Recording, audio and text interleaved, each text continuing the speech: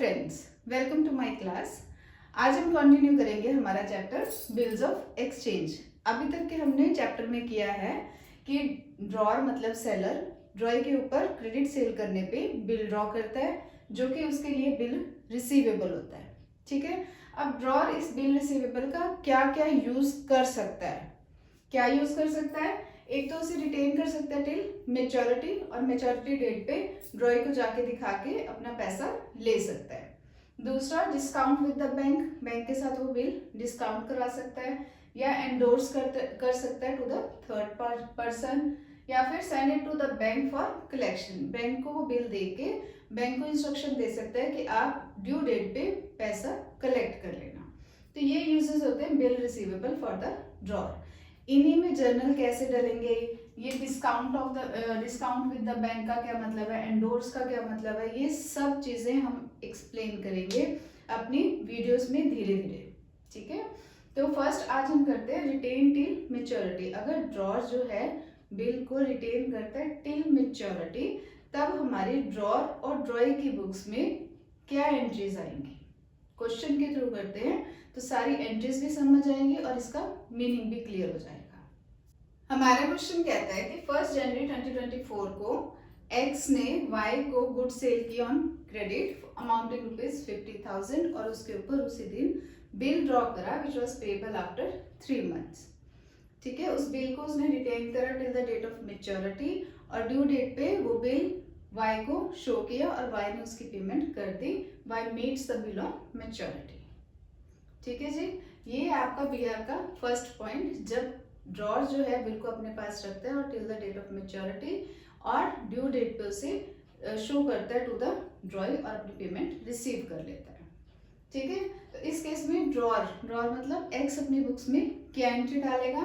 1 जन को जब उसने क्रेडिट सेल्स की तब उसकी एंट्री बनेगी Y account debited to sales. ठीक है, 50,000 की।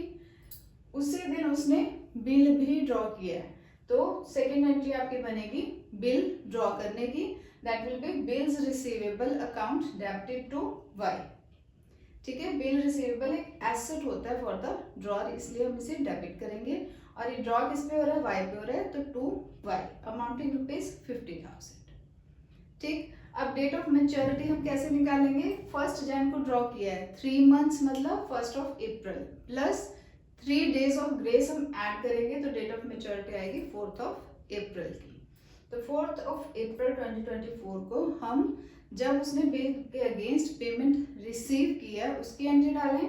एंट्री बनेगी cash account debited to bill receivable. पैसा आया उसे तो कैश को डेबिट करेगा, किसके against? Bill receivable. Bill receivable जो उसने डेबिट कर रखा था अब क्रेडिट करके उसकी एंट्री को नलीफाई करेगा अमाउंटिंग ₹50,000।